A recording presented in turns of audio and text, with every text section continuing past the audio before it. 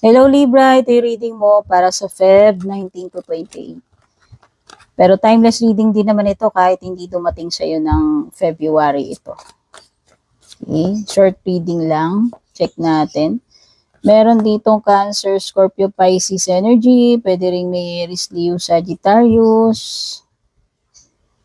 At Pisces with the Moon card.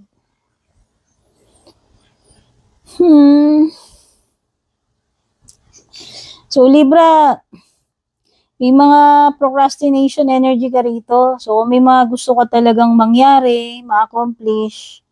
Wag mo nang, mas maganda, gawin mo na lang. Wag ka na maghintay ng perfect moment kung kailan mo gagawin kasi walang perfect moment. Nandiyan yung moment na dapat simulan mo na to.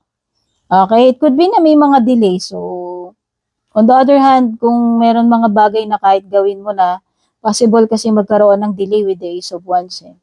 Especially sa mga bagay na sisimulan. Okay?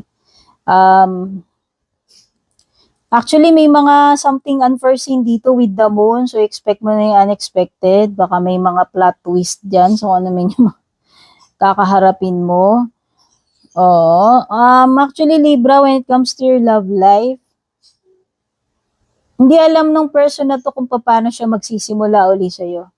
Pero di ko alam kung ex mo to, past mo, or kung person na nagkakagusto sa'yo. Kasi meron siyang something na gusto niyang simulan ninyo, or meron siyang pinaplanong gawin, pero hindi niya alam kung paano niya gagawin to, paano niya sasabihin, or paano niya sisimulan with you. Oo. Etong person na to, may tinatago siyang feeling sa'yo, kung sino man yan. May mga emotions, feelings ako nasa-sense dito. And gusto kanyang alokin eh. May mga gusto siyang i-offer sa'yo eh. Gusto niya mag-propose sa'yo, gusto niya mag-reach out sa'yo, magtapat sa'yo.